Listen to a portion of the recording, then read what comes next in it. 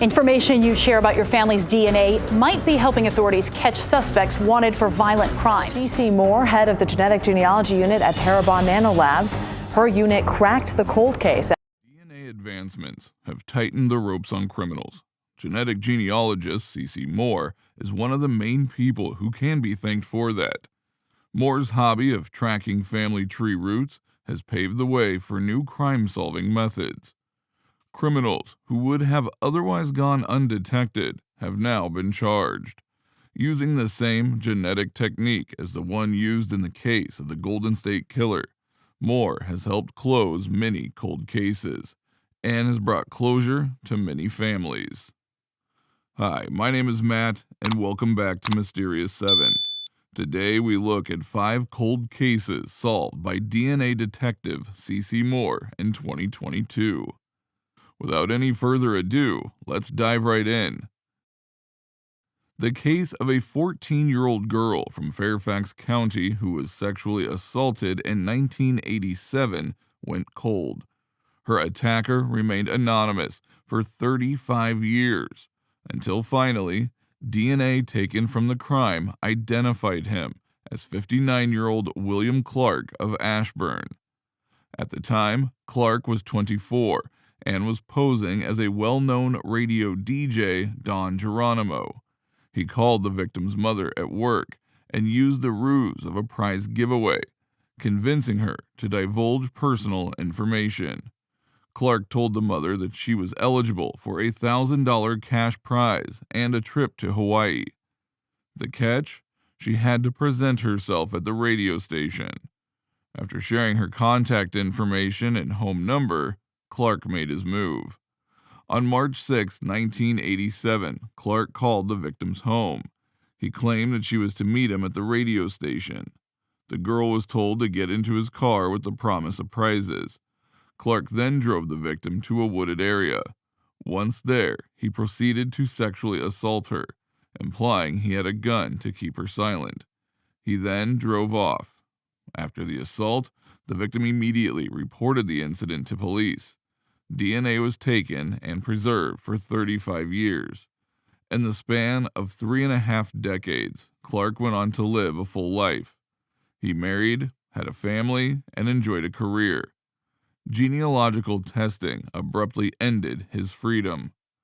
DNA from the crime was entered into the national database. Moore was able to reconstruct Clark's family tree through distant relatives and public records. Through testing on both maternal and paternal sides, Clark was the only person who fit the profile in the end. Police Chief Kevin Davis said genetic genealogical testing was a testament to modern technology, allowing for cases like this to be solved. Clark was arrested on his way to work and formally charged with abduction and intent to defile in the 1987 assault case. The arrest closed the case that police initially linked to 70 other suspects. Police issued a statement to all possible victims of Clark to come forward with more information. On July 2, 1996, staff at the Prince Murat Motel made a gruesome discovery. The body of 44-year-old James Edwin Branner was found in the bathtub of a motel room. Autopsy results later revealed that Branner died of asphyxiation. Evidence found at the scene included a wash towel stuffed in his mouth, blood, and fingerprints. With no new leads, the case went cold. In 2020, Tallahassee detective Brittany Abel reopened the case. She noticed the abundance of physical evidence. With new technology, she decided to give the investigation another try. At first, there were no leads. She then opted for genealogy testing, which ended up cracking the case. DNA processed from the recovered evidence led investigators to Alan Lefferts. The 71-year-old man was arrested 26 years after Branner's death. Lefferts was formally charged with first-degree murder in 2022 by a grand jury. The Tallahassee Police Department alleged that Branner was killed during a physical altercation in the motel room. Both men were believed to have known each other as the room was registered under the names of Jim and Al Branner. DNA from the crime scene was used by Parabon Nanolabs and CeCe Moore to test against possible genealogical matches. Genetic evidence pointed to a member of the Lefferts family, eventually pinpointing Alan Lefferts. Lefferts was arrested near Jacksonville with help from Baker County Sheriff's deputies. Police later learned that Lefferts was previously convicted. He had served time in prison from 1979 to 1989 for the rape and murder of a 15-year-old girl. Branner's daughter, Holly McNabb, said she was happy to finally get the answers the family needed. It had been too long. She missed having her father to share the majority of her life with. McNabb commended the Tallahassee Police Department on a job well done and their constant support. Lindy Sue Beekler was a 19-year-old newlywed who lived in Pennsylvania in 1975. She was found stabbed to death in her Manor Township apartment on December 5th of that same year. Beekler was found by relatives lying on her back with a knife sticking out of her neck. The knife had been taken from her own kitchen and the handle wrapped with a tea towel. Beekler suffered 19 stab wounds to her neck, chest, back, and abdomen. Signs of struggle were evident. The flower shop worker had just returned home from grocery shopping. She was attacked while unpacking. Her grocery bags were left on the table. Blood was found outside the front door on the entryway and patches of the carpet.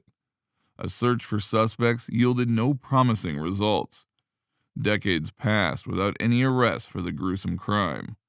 In the 1990s, investigators submitted DNA from semen found on Beekler's underwear to CODES. No matches were made. Despite scores of tips and over 300 interviews with people of interest, no new leads were discovered. Investigators went as far as consulting psychics when traditional methods had failed. In 2020, genetic genealogist CeCe Moore latched onto the case. Using the same methods employed in the arrest of the Golden State Killer, Moore began her work. The case proved difficult, and Moore herself said she was disappointed by the results. The DNA match was traced back to the 1700s or 1600s. Not one to give up, Moore decided to try a different strategy. She studied migration patterns of the immigrants from a town called Gasparina in Italy to Lancaster, Pennsylvania. After months of tireless research, Moore struck gold. She discovered a local club of residents from Italy existed. Each of them had membership cards, and Moore scoured them until she found those immigrants from Gasparina.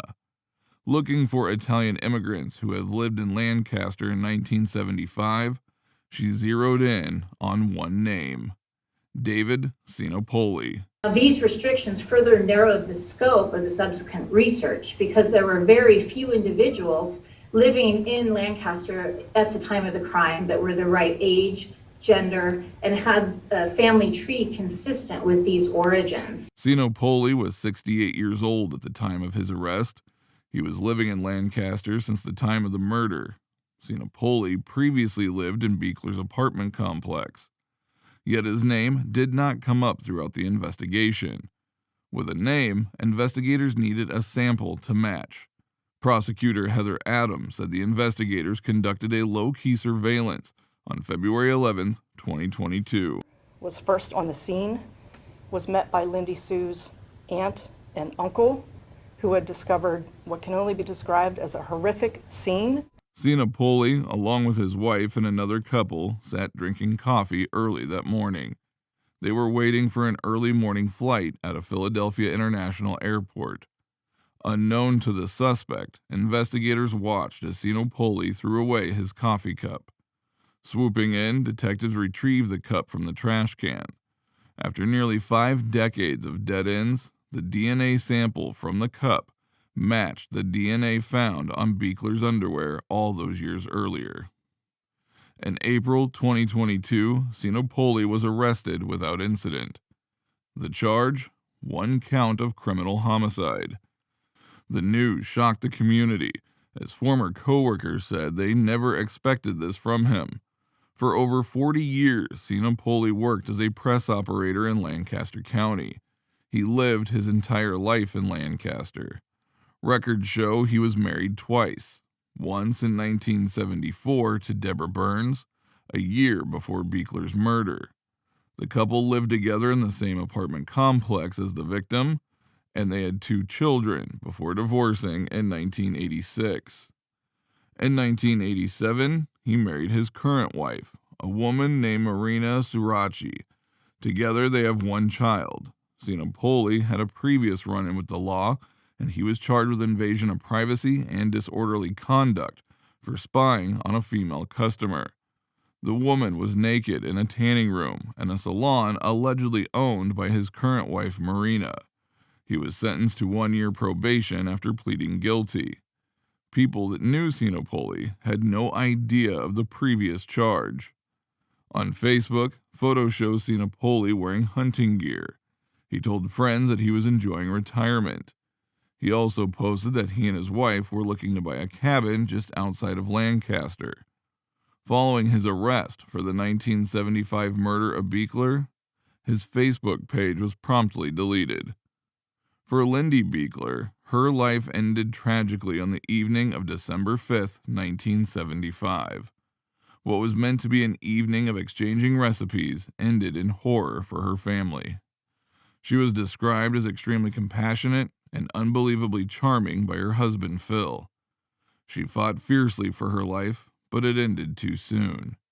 Thanks to Moore and her team, her family's questions were finally answered. Sinopoli's preliminary hearing is scheduled for September 22, 2022. Currently, he is being held at Lancaster County Prison without bail. For 32 years, Jerry Rosado remained a free man. That is until genetic tracing finally matched him to a sexual assault from 1990. Susan Nagersmith from Carmel, New York, was visiting friends over Memorial Day weekend in Wildwood, New Jersey. Her body was discovered partially clothed near a dumpster behind a Wildwood restaurant. An autopsy revealed that Susan had been sexually assaulted. Susan was a 20-year-old girl out celebrating the holiday weekend with friends. She was looking forward to the vacation before returning home in pursuit of a career in fashion marketing.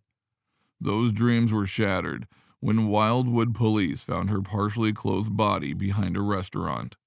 A bloody handprint was found on her pink shirt at the time of the investigation. Susan was covered in cuts and scrapes and also had a chipped tooth. Speaking to witnesses, one man who remains unnamed claimed that she had been extremely intoxicated. Despite his efforts to help her back to her hotel, he gave up after several unsuccessful attempts. He ended up leaving her near the location where her body was eventually found. Other witnesses claimed to have heard screaming around the time of her death. That, however, was chalked up as other partygoers having a good time. The autopsy later revealed that Susan was sexually assaulted and had 26 separate points of trauma. Her feet were also noted to be clean. This meant she had not walked to the alleyway in which she was found. In light of all the evidence, Susan's death was ruled an accident, caused by hypothermia, heart failure, and exposure linked to intoxication. Furthermore, the medical examiner ruled her injuries to be caused by tripping and falling due to her intoxication. This ruling was made despite her being posed with her underwear removed and draped around her ankles, and her shirt and bra pushed up exposing her breasts. Shocked by the findings, Susan's family fought hard to have her case reclassified as a homicide. Her father Kent pursued the case tirelessly. In an interview in 1993, he claimed that it was assumed she was to blame for her own death, due to her being intoxicated. Kent further alleged that the authorities in Wildwood wanted to retain the reputation of the resort town. Forced to battle the county medical examiner and state, the decision was eventually reversed. Expert analysis from pathologists provided evidence which proved that Susan had been strangled. Fractures were identified in the cartilage around her larynx. 3 years after her brutal death, Susan's case was finally classified as a homicide, and investigations began. DNA samples were taken from Susan's body and were then used by the State Police Major Crimes Unit in the investigation. However, progress was slow and hindered by lack of advancements in DNA testing. Kent Nagersmith did not give up. He said that Susan had died fighting for her life and that he too would die fighting for her justice. Kent never gave up that fight. Sadly, he died in 2016 before getting closure on the case. Improvements in DNA testing reignited a spark in the cold case in 2018. It was in 2022, however, that some light was shed on the investigation. Cape May County Prosecutor Jeffrey Sutherland said the results were a combination of dedicated effort and advanced analysis of genetic genealogy. Renowned genealogist CeCe Moore was able to identify 62-year-old Jerry Rosado as a match the DNA found on Susan. Rosado, a resident of Millville, was charged with second-degree sexual assault. DNA found under Nagersmith's fingernail and from a vaginal swab matched Rosado. The investigation placed Rosado in Wildwood around the time of her murder. Although confined to a wheelchair during his trial, Judge Bernard DeLury ruled that he would remain in jail until his trial. Rosado had up until this point been living in an assisted living facility in Cumberland County. His ailing health did not deter the judge from making the ruling. DeLury cited Rosado's conduct as proof that he presented a danger to the public, even if the danger was somewhat lessened by his poor health. He could face up to 10 years in prison if convicted. The case remains ongoing as Rosado has not been charged with Susan's murder. Margaret Johns remembers her sister Teresa Caroline Filligan fondly. Johns described Teresa as a typical rebellious teenager, a kid who knew nothing and was easily taken advantage of by a predator. For 41 years, Teresa's family were left in the dark when she suddenly disappeared. She had been living with Johns at the time and going on various job interviews. One day, though, she did not come back, and she was never heard from again. In 1981, remains were discovered in the backyard of convicted serial killer Billy Mansfield Jr.'s family home. One of the bodies identified was that of Teresa Fillingham. Teresa was first reported missing by her sister Margaret Johns in 1980. Teresa was just 17 years old. After years of waiting, the family finally received the answers they had been looking for.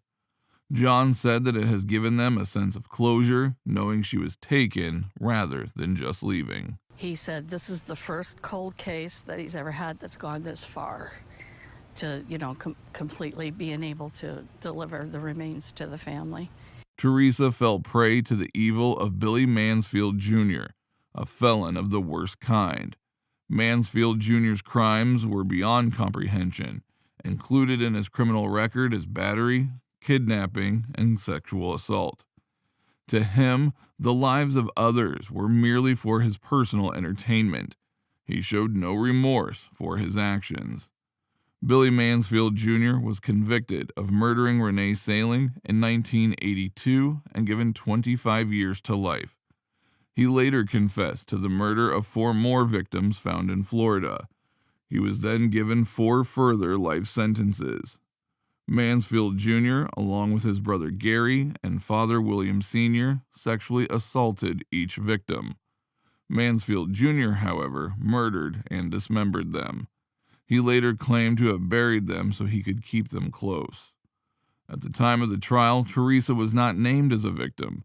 She was identified as one of the many Jane Does found in the backyard. However, as of July 2022, her remains had been identified. The University of North Texas and Parabon Nano Labs used DNA to identify each of the buried victims. Though the initial testing yielded no results, Parabon snapshot technology was able to give them identifying features. This latest method used by Parabon was able to give Teresa's family the closure they needed. Johns wants the story of her sister to bring much-needed hope to those who still have loved ones that are missing. She also plans on keeping Mansfield Jr. locked behind bars, even if it means flying out to testify at his upcoming parole hearing. So now it gives me peace because I know I didn't lose her, that she was taken. For CeCe Moore, passion and determination in uncovering the truth has led to the solving of these 5 cases. By using self-taught methods in researching family history, Moore has opened a new field of discovery and DNA testing. Do you think Moore's methods can lead to the discovery of more unsolved cases? Let us know your thoughts on genetic genealogy testing in the comments below. Until then, stay safe.